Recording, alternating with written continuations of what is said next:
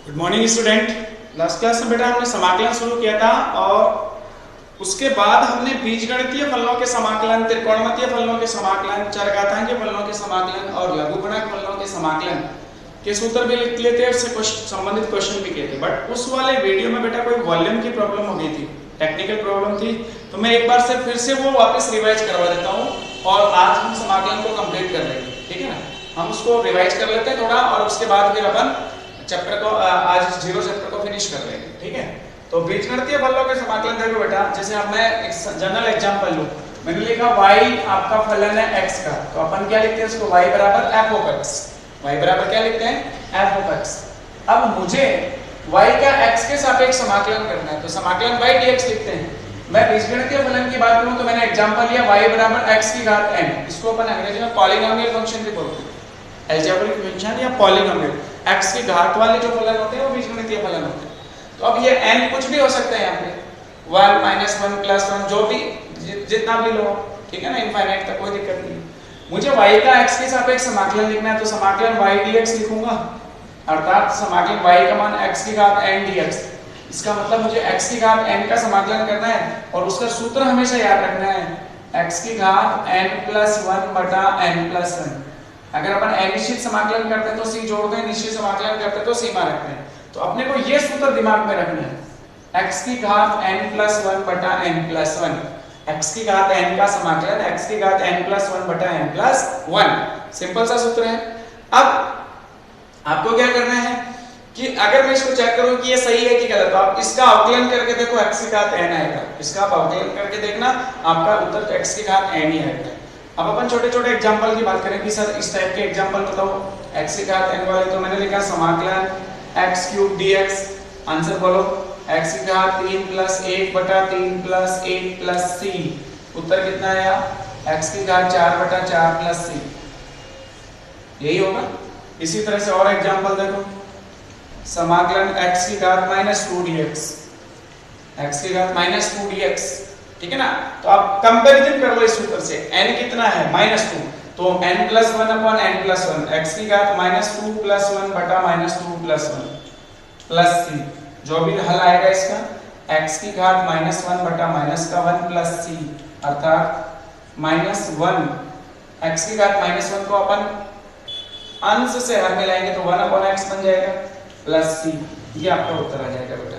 इस तरह से और छोटे छोटे एग्जांपल देखो, जैसे मैं घात ऐसे देखो, मैंने लिखा फलन y बराबर √x, मुझे इसका समाकलन बताओ, √x का समाकलन बताओ। अब मुझे पता है कि मैं अंडर रूट को जो है ना वो पावर 1/2, मैं ऐसा भी लिख सकता हूँ पावर 1/2, एक ही बात होती है। अंडर रूट को अपन क्या लिख लेते हैं, पावर 1/2, तो मैं इसको लिख सकता हूँ y बराबर x की घात 1/2।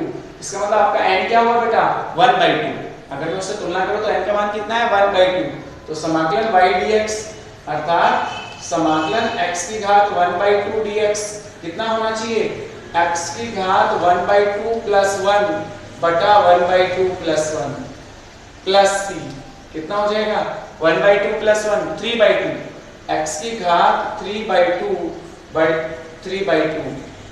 प्लस c, अर्थात इसको हल करोगे तो 2/3 हो जाएगा, 2/3 x की घात 3/2 प्लस c, यही उत्तर है। इस तरह से आप किसी भी बीजगणितीय फलन का समाकलन कर सकते हो, इसमें कोई समस्या नहीं आएगी, आप कैसा भी सूत्र ले लो। जैसे देखो कई बार इसके साथ कोई अचर राशि भी गुणा होती है और फिर समाकलन करना पड़े, अगर इसके साथ कोई अचर राशि गुणा में हो और फिर समाकलन करना पड़े तो ध्यान से देखो सूत्र क्या होगा, या हम उसका अवकलन समाकलन कैसे करेंगे वो भी चेक करो, ठीक है ना, आसान होता है। बस एक बार आपको दिमाग में सूत्र रखना है, x की घात n का समाकलन x की घात n+1 बटा n+1। अगर ये सूत्र आपने रट रखा है तो कहीं भी बीजगणितीय फलनों के समाकलन में दिक्कत नहीं आएगी। देखो मैं और एग्जांपल करता हूँ, सिंपल छोटे छोटे एग्जांपल, जैसे मैंने लिखा y बराबर 5x की घात 5, मुझे y का x के सापेक्ष समाकलन करना है, तो समाकलन y dx बराबर समाकलन y का मान कितना है 5x की घात 5 dx। अब इसमें ध्यान से देखो, ये जो 5 है अचर राशि है, वो जो चर के साथ गुणा में, तो जब भी इस तरह का समाकलन आए तो हमने देखो लास्ट क्लास में कोई सूत्र लिखे होंगे, तो वो जो नियतांक है वो समाकलन से बाहर लिख देते हैं, ऐसे कैसे, ठीक है ना, ऐसे नहीं इसका अवकलन कर दो या समाकलन 0 कर दो, वो गलत होगा। तो आप इस 5 को तो समाकलन से बाहर लिख लिया, समाकलन x की घात 5 dx, समाकलन x की घात 5 dx, ये कांस्टेंट जो है वो एज इट इज रहेगा। अब आप 5 को ऐसे कैसे लिखोगे, x की घात 5 का समाकलन बोलो, x की घात 5 प्लस 1 बटा 5 प्लस 1, यही लिखोगे, प्लस c, उत्तर कितना आया 5, x की घात 6 बटा 6 प्लस c, ये आपका उत्तर होगा। इस तरह से इनमें भी दिक्कत नहीं आएगी। कई बार एग्जांपल ऐसे होते हैं कि कई सारे बीजगणितीय योग जुड़ रहे होते हैं या घट रहे होते हैं। मैंने लिखा y बराबर 2x³ plus 6x² plus 8x plus 9, मुझे इसका y का x के सापेक्ष समाकलन करना है। तो इसमें देखो 4 बीजगणितीय फलन है, 4 राशियां जुड़ रही है सपोज, तो सबका अलग अलग समाकलन करना होगा। समाकलन y dx, समाकलन y dx, y का पूरा मान ये है, तो हम सबका अलग अलग करेंगे समाकलन। समाकलन 2x³ dx प्लस समाकलन 6x² dx प्लस समाकलन 8x dx प्लस समाकलन 9 dx, इस तरह से लिखना होगा। अब देखो इसमें 2 तो कांस्टेंट समाकलन से बाहर, x³ का समाकलन बोलो, x की घात 4 बटा 4 प्लस 6 कांस्टेंट समाकलन से बाहर, x² का बोलो x³/3 प्लस 8 कांस्टेंट समाकलन से बाहर, x²/2 प्लस 9 कांस्टेंट समाकलन से बाहर, 1 का x के सापेक्ष समाकलन। शायद मैंने सिखाया आपको कांस्टेंट का समाकलन 1 का x के सापेक्ष समाकलन x प्लस c, अगर आपने सीख लिया तो ठीक है, नहीं तो हमेशा ध्यान रखना 1 का समाकलन जिसके सापेक्ष करेंगे ना वही आएगा। जैसे 1 का x के सापेक्ष किया तो x, 1 का t के सापेक्ष किया तो t, 1 का z के सापेक्ष किया तो z, इस तरह से ध्यान रखना। तो ये अपना उत्तर आ गया, ठीक है ना, सबका अलग अलग कर लिया, अब इसको हल कर लो आगे। इस तरह से अपन बीजगणितीय फलनों के समाकलन कर लेते हैं बेटा, कहीं दिक्कत नहीं आएगी। चलो अगला सूत्र करते हैं अपन, एक और सूत्र करते हैं इसी में, त्रिकोणमितीय फलनों के समाकलन, ठीक है ना। ये वीडियो वैसे मैंने दे दिया था आपको, बट उसमें वॉल्यूम की प्रॉब्लम थी, वॉइस की प्रॉब्लम थी, इसलिए मैं दोबारा से कर रहा हूँ सारे क्वेश्चन, ठीक है ना। क्वेश्चन चेक कर लेना, क्वेश्चन उसमें भी होंगे, इसमें भी देख लेना, अलग अलग हो सकते हैं। जैसे हम बात करें हम त्रिकोणमितीय फलनों के समाकलन, त्रिकोणमितीय फलनों के समाकलन, फलनों के समाकलन, त्रिकोणमितीय फलनों के समाकलन। जैसे मैंने एग्जांपल लिखा कि sin x cos x tan x, इनके समाकलन देखते हैं अपन। जैसे फर्स्ट सूत्र आपके पास y बराबर sin x, इसका मुझे समाकलन करना है x के सापेक्ष, तो मैं लिखूंगा समाकलन y dx बराबर समाकलन sin x dx, समाकलन sin x dx। sin x का समाकलन होगा हमेशा माइनस cos x, माइनस का cos x प्लस का c, minus cos x plus c, sin x का समाकलन minus cos x plus c। अब अगर आपको ये चेक करना है कि ये सही है गलत, तो आप minus cos x plus c का अवकलन करके देखना, sin x ही आएगा। Minus cos x plus c का अवकलन किया तो कितना आया sin x, इसका मतलब इसका यही समाकलन होता है, sin x का माइनस cos x, याद रखना है, रटा हुआ रहना चाहिए। दूसरा सूत्र देखो, आपको दो ही याद रखने हैं, sin का और cos का। y बराबर cos x, cos x का समाकलन क्या होना चाहिए, समाकलन y dx बराबर समाकलन cos x dx। cos x का समाकलन होगा sin x, cos x का समाकलन क्या होगा sin x plus c, c नियतांक इसमें जुड़ जाएगा। तो sin x का समाकलन cos माइनस cos x और cos x का समाकलन हो गया sin x, ठीक है। तो ये दो सूत्र तो आपको रटने हैं, दिमाग में फिट कर लो, ऐसे ही करना है।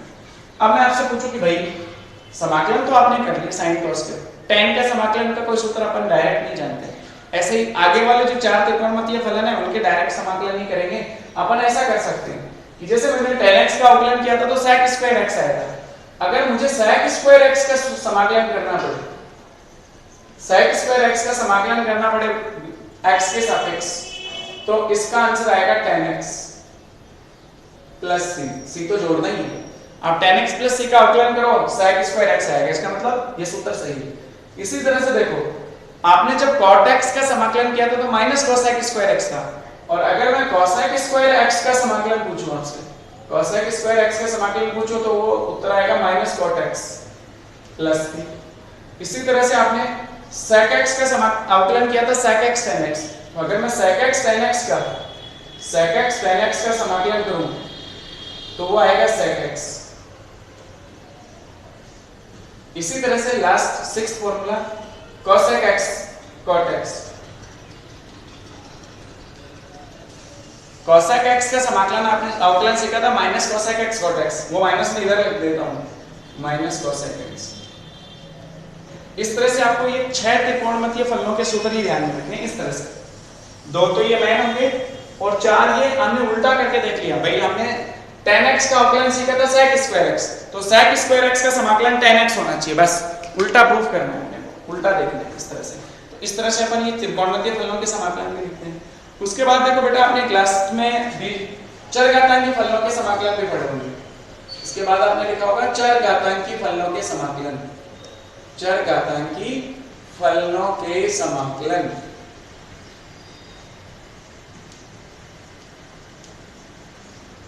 चरघातांकी फलनों के समाकलन, जैसे मैं लिखूं एग्जांपल सिंपल सा, y बराबर e की घात x। आपने e की घात x का अवकलन पढ़ा था, e की घात x ही होता है, तो e की घात x का समाकलन e की घात x ही होगा। समाकलन y dx बराबर समाकलन e की घात x dx, और e की घात x का समाकलन e की घात x प्लस c और जुड़ जाता है उसमें। एक अचर राशि हमेशा जुड़ती है अनिश्चित समाकलन में, जो हमने इस तरह से लिखनी है। तो क्या आपको ये भी क्लियर हो गया? log x का अवकलन पढ़ा था आपने 1/x, log x का अवकलन पढ़ा था 1/x। देखो ध्यान से, आपको फॉर्मूले रटने में ये समझने हैं। एक लघुगणक फलन log x का अवकलन पढ़ा था 1/x, तो अगर मैं अगला फॉर्मूला आपसे पूछूं 1/x का मुझे x के सापेक्ष समाकलन करना हो, 1/x का x के सापेक्ष समाकलन करना हो, तो log base ex plus c, ये उत्तर है। log base ex plus c, ये हमें लिखना होगा, ठीक है ना, ये उत्तर आएगा इसका। 1/x का समाकलन ये होगा। इस तरह से समाकलन के जो मैक्सिमम हमने सूत्र थे वो सारे लिख लिए। मैक्सिमम सूत्र जो है वो हमने सारे लिख लिए। ये पिछले चैप्टर पिछली क्लास का भी थोड़ा सा मैंने रिवाइज करा दिया क्योंकि उसमें वॉल्यूम की प्रॉब्लम थी। अब उसके बाद देखो अपने पास कई बार दो फलन गुणा में हो, जैसे हमने उसमें भी देखा था जब हमने अवकलन सीखा था, तो दो फलनों का अवकलन छोड़ो पकड़ो विधि से किया था। एक फलन को छोड़ा दूसरे फलन को पकड़ा, मतलब उसका अवकलन किया प्लस फिर उल्टा किया, जिसको पकड़ा था उसको छोड़ा, जिसको छोड़ा था उसको पकड़ के अवकलन किया। इस तरह से अपन छोड़ो पकड़ो विधि से दो फलनों के गुणनफल का अवकलन कर लेते थे। इसी तरह से अगर दो फलन गुणा में हो, दो फलन कैसे हो बेटा? गुणा में हो, और मुझे उनका अवकलन करना पड़े, मुझे उनका क्या करना पड़े? अवकलन करना पड़े, तो कैसे करना होगा? ठीक है, ये सूत्र तो आप सारे याद कर लोगे, सारे सूत्र याद करने वाले हैं। चाहे बीजगणितीय फलन का अवकलन का समाकलन करना पड़े, त्रिकोणमितीय फलनों का, चरघातांकीय फलन का, और एक लास्ट में अपन लघुगणक वाला जो है ना वो डायरेक्ट सूत्र नहीं होता, 1/x का समाकलन log x याद रखना है। ठीक है, इतने सूत्र आप याद कर लोगे तो फिजिक्स में दिक्कत नहीं है। अब मैंने बोला कि सपोज मेरे पास एक फलन है y बराबर f(x) × g(x), दो फलन गुणा में। ये दो फलन किसमें है? गुणा में। और जब दो फलन गुणा में हो और दोनों अलग अलग हैं, दोनों फलन अलग अलग हैं, अपने जो फलन पढ़े थे वो 5 प्रकार के थे। आई लेट, देखो मैं सूत्र बताता हूँ आपको कि इस टाइप के जो समाकलन होंगे उनको कैसे हल करेंगे, उसका सूत्र क्या होगा। आई का मतलब होता है इनवर्स फंक्शन, अपन हिंदी में बोलेंगे प्रतिलोम फलन। हिंदी में क्या बोलेंगे? प्रतिलोम फलन। एल का मतलब लॉगरिथमिक फलन, लघुगणक फलन, लघुगणक फलन, ये भी हो गया। ए का मतलब होता है एल्जेब्रिक फलन, बीजगणितीय फलन। कौन सा फलन? बीजगणितीय फलन। टी का मतलब होता है ट्रिग्नोमेट्रिक फंक्शन, त्रिकोणमितीय फलन, त्रिकोणमितीय फलन। और ई का मतलब एक्सपोनेंशियल फंक्शन, चरघातांकीय फलन। इस तरह से आपने 5 प्रकार के फलनों की बात करी अभी तक, चरघातांकीय फलन। अब ध्यान से देखना, अपने पास ये जो दो फलन गुणा में होंगे वो इनमें से ही होंगे, इन पांचों में से ही होंगे, इनके अलावा नहीं होंगे। ठीक है, तो इन 5 में से f(x) कौन सा लेना है, g(x) कौन सा लेना है, वो डिपेंड, उसको ऐसे देखना, ऊपर से नीचे की तरफ है, तो जो पहले आए वो f(x), जो बाद में आए वो दूसरा है। जैसे मान लो एक लघुगणक फलन और एक त्रिकोणमितीय फलन गुणा में, तो लघुगणक फलन पहले है, ऊपर से नीचे की तरफ देखते तो ये पहले ये बाद में, तो ये आपका f of x होगा, ये आपका g of x होगा। मान लो कि एक प्रतिलोम फलन है और एक चरघातांकी फलन है, तो पहले प्रतिलोम फलन आ रहा है तो ये f of x है, ये आपका g of x है। ठीक है, इस तरह से आप इस क्रम में देखोगे ऊपर से नीचे की तरफ। अब आप इसका सूत्र लिखते हो ना, समाकलन y dx, वो देखो क्या है, समाकलन y dx अर्थात समाकलन f of x g of x, y का मान यही है dx। इसमें जो फर्स्ट आया, जैसे फर्स्ट को मैं f of x को फर्स्ट फलन मान लूं, इसको मैं सेकंड फलन मान लूं। ठीक है, ये फर्स्ट फंक्शन है, ये सेकंड फंक्शन है। जो क्रम में पहले आ रहा है वो फर्स्ट फंक्शन, जो क्रम में बाद में आ रहा है वो सेकंड फंक्शन। और इसका सूत्र देखो, f of x को छोड़ा ऐसे कैसे, समाकलन g of x, first function ऐसे कैसे, सेकंड फंक्शन का समाकलन, फिर बीच में माइनस का चिन्ह। फिर देखो फर्स्ट फंक्शन का अवकलन dy dx f of x, second function का समाकलन g of x का समाकलन, ब्रैकेट बंद। इससे जो भी आंसर आया उसका फिर से समाकलन करना है x के सापेक्ष, ये आपका उत्तर होगा। पहले फंक्शन को छोड़ा, सेकंड फंक्शन का समाकलन, बीच में माइनस का चिन्ह, फर्स्ट फंक्शन का अवकलन, सेकंड फंक्शन का समाकलन, इससे जो भी उत्तर आएगा उसका फिर से एक बार समाकलन करना है। ये आपका दो फलन जब गुणा में हो तब समाकलन का एक सूत्र हो गया, जिसको हमेशा के लिए याद रखना है। ये भी काम का सूत्र है। जैसे देखो एग्जांपल की बात करें अपन, छोटा सा एग्जांपल, छोटा सा कोई भी एग्जांपल ले लो। एग्जाम में है x e की पावर x, जैसे छोटा सा एग्जांपल लिया मैंने, y बराबर मैंने लिखा x e की घात x, x e की घात x। इसमें दो फलन गुणा में, एक तो बीजगणितीय फलन और एक चरघातांकी फलन। x आपका कौन सा फलन है, बीजगणितीय फलन, मतलब ये आपका फर्स्ट फंक्शन है, ये f of x है, और e की घात x चरघातांकी फलन, ये आपका सेकंड फंक्शन है। अब आपको समाकलन y dx बराबर समाकलन x e की घात x लिखना है, तो क्या होगा सूत्र देखो, फर्स्ट फंक्शन ऐसे कैसे, उस सूत्र के हिसाब से f of x ऐसे कैसे, सेकंड फंक्शन e की घात x का समाकलन, फिर बीच में माइनस, फर्स्ट फंक्शन का अवकलन dy dx into x, second function e की घात x का समाकलन, ब्रैकेट बंद, फिर इससे जो भी आंसर आया उसका टोटल समाकलन। अब इसका समाकलन करो आगे, x ऐसे कैसे, e की घात x का समाकलन x के सापेक्ष e की घात x, बीच में माइनस, समाकलन x का x के सापेक्ष अवकलन 1 मल्टीप्लाई e की घात x का समाकलन e की घात x dx। अब 1 into e की घात x, e की घात x ही होगा, और e की घात x का x के सापेक्ष समाकलन क्या हो जाएगा, e की घात x। आंसर आ गया x e की घात x माइनस e की घात x प्लस c।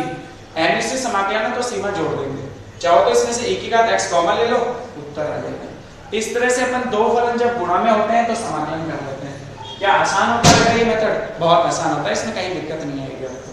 चलो आगे बात करते हैं अपन प्रतिस्थापन विधि, समाकलन की प्रतिस्थापन विधि। ठीक है ना, बहुत आसान है, थोड़ा सा उसको लॉजिकली पढ़ना है।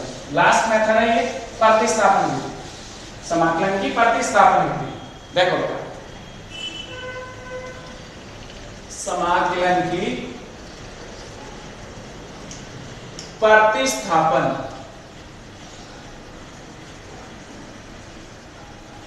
विधि, समाकलन की प्रतिस्थापन विधि।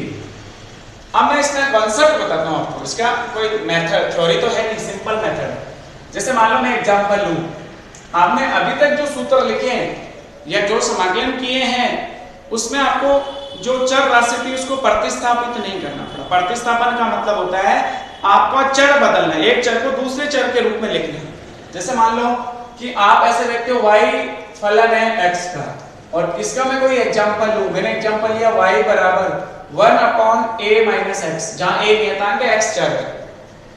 अब आप यहां देखोगे मुझे समाकलन करना है 1/a - x का, y बराबर 1/a - x का मुझे x के सापेक्ष समाकलन करना है, तो मैं ऐसे लिखूंगा समाकलन y dx बराबर समाकलन 1/a - x into dx, 1/a - x का x के सापेक्ष समाकलन।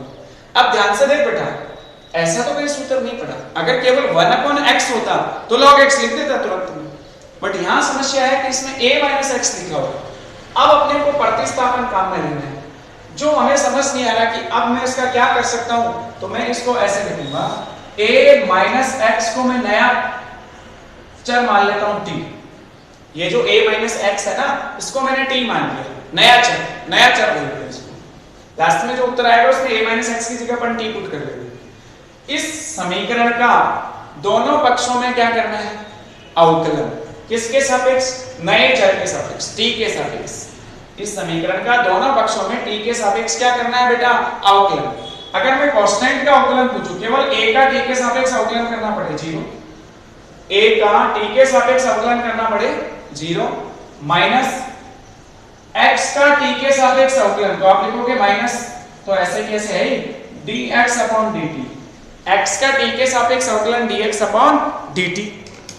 उसके बाद t का t के सापेक्ष अवकलन करना पड़े तो 1, 0 में से ये वाली राशि माइनस करूंगा तो ये यही बचेगी minus dx upon dt equals to 1, वाचर गुणा कर लो, माइनस dx बराबर माइनस dt, सॉरी प्लस का dt, ये वाला माइनस आप उधर ले जा सकते हो, तो dx बराबर माइनस dt। आपको क्या करना है, इस dx की जगह तो ये मान रखना है और a माइनस एक्स की जगह t रखना है। और अब देखो इसका समाकलन 1 अपॉन t, dx की जगह माइनस dt, ये रहा माइनस और ये रहा dt। ये तो सूत्र है 1 अपॉन t का t के सापेक्ष समाकलन log t, उत्तर आया आपका minus log of Aadhaar e t plus c। अब आप वापस आप t को प्रतिस्थापित कर दो a माइनस एक्स, वो यहाँ रख लो, minus log base e a minus x plus c, ये आपका उत्तर हो गया। इस तरह से प्रतिस्थापन विधि का मैंने एक एग्जांपल आपका सॉल्व कराया। और भी होंगे कई एग्जांपल, देखो छोटे छोटे एग्जांपल मैं और बताता हूं आपको। एक और एग्जांपल की अपन बात करें, मैंने लिखा y बराबर x e की घात ax स्क्वायर प्लस b। छोटा सा क्वेश्चन दिया मैंने, x e की घात ax स्क्वायर प्लस b। बहुत जगह काम आएगी प्रतिस्थापन विधि, ध्यान से देखूं तो ये दो फंक्शन गुणा वाला कांसेप्ट भी लगा सकते हैं और ये प्रतिस्थापन विधि भी सोच सकते हैं। अगर मुझे y का x के सापेक्ष समाकलन करना है तो मैं लिखूंगा समाकलन y dx बराबर समाकलन y का मान x e की घात ax square plus b, a और b कांस्टेंट है, समाकलन dx। इसमें ध्यान से देखो, अगर मैं इसको कुछ नया फंक्शन मान लूं, मैंने लिखा ax स्क्वायर प्लस b बराबर t, नया चर कुछ भी मान सकते हैं अपन। दोनों पक्षों में t के सापेक्ष अवकलन करने पर a ऐसे कैसे कांस्टेंट, x स्क्वायर का t के सापेक्ष अवकलन ट्वाइस x, दो पहले रहते घात एकम और फिर x का t के सापेक्ष dx upon dt, b constant का अवकलन शून्य होता है, t का t के सापेक्ष अवकलन 1 हो गया। आंसर आया twice ax dx upon dt बराबर 1, वचन गुणा करो, ट्वाइस ax dx बराबर dt। मैं x dx अलग कर लूं, ट्वाइस a को भी इधर ले लूं, तो x dx बराबर 1 upon twice a dt, 1 upon 2a into dt। तो मैं x dx की जगह तो ये मान रख दूंगा और ax स्क्वायर प्लस b को मैं t मान लूंगा, तो मेरा क्वेश्चन और इजी हो गया। देखो ध्यान से क्या बन गया, समाकलन x dx को लिखा आपने 1 upon twice a dt, 1 upon twice a constant बाहर ले लिया, e की घात t dt, समझ में आ गया। e की घात इसकी जगह t पुट कर लिया, x dx को 1 upon twice a dt, 1 upon twice ये रहा dt ये रहा, 1 अपॉन ट्वाइस a, e की घात t का t के सापेक्ष समाकलन, e की घात t होता है plus c, 1 upon twice a, वापस t को पुट कर लो, क्या ax स्क्वायर प्लस e की घात ax square plus b plus c, ये आपका उत्तर आ गया। ठीक है, इस तरह से अपन प्रतिस्थापन विधि से भी इस तरह के समाकलन करते हैं और ये अपना लास्ट टॉपिक था बेटा समाकलन का। अब अगले क्लास में जो है ना, अगले क्लास में हम क्या करने वाले हैं, चैप्टर पे आ जाएंगे हम, चैप्टर नंबर 2, बुक का चैप्टर नंबर 2 विमा मात्रक वाला जो चैप्टर है ना वो स्टार्ट करेंगे। फर्स्ट चैप्टर प्योर थ्योरी, उसमें केवल बेसिक आपको उसको पढ़ना है, उससे कभी क्वेश्चन नहीं पूछा जाता है, केवल उसको रीड करना है कि साइंस क्या होती है, साइंस कितने प्रकार की थी, कैसे रिसर्च हुई, वो कहानी जो है वो एक स्टोरी आपको पढ़नी है। अपना एक्चुअल में चैप्टर सेकंड से ही स्टार्ट होता है एनसीईआरटी। ठीक है बेटा, थैंक यू।